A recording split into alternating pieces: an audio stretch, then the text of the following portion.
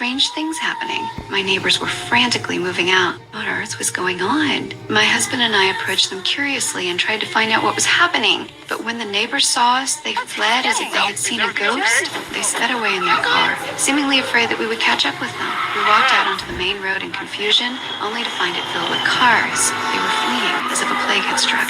Though confused, we sensed danger and decided to follow them out of town. But as we were leaving the town with our children, something even stranger happened. Cars that had just left began turning around one after another and returning to the town. What were they doing, going back and forth like that? Suddenly, my husband slammed on the brakes, fortunately avoiding a collision with the stopped vehicles ahead. It was then that I realized there was a severe traffic jam ahead. The tunnel leading out of town was already heavily guarded by government troops.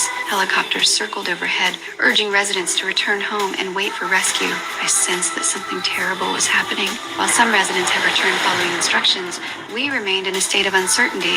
Just then, a rock fell from the sky and hit the car's hood. When I looked up, I could feel the entire mountain range trembling. Loose rocks began to pour down.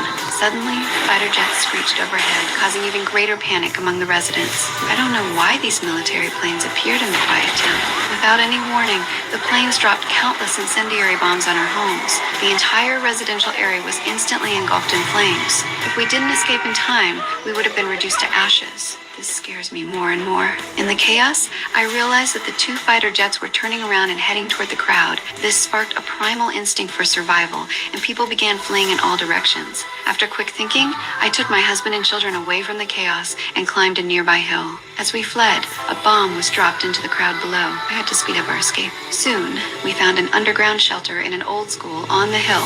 It was specifically designed to withstand a nuclear explosion.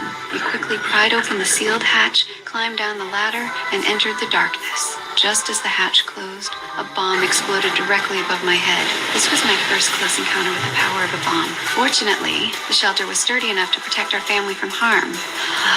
I breathed a sigh of relief. We were safe, but we didn't know how long we would have to hide. Fortunately, my husband found supplies stored here, and judging by the quantity, they should last us several months. We secured the manhole cover tightly, and so we became permanent residents of the shelter. Appetizing canned food was our daily sustenance, and the creaky old well provided us with water. My husband would play cards with our daughter to pass the time, but she longed for the world outside the shelter. To cheer her up, I made a simple telescope for her. She peered through the ventilation shaft's crack and saw a scene of utter stillness and desolation.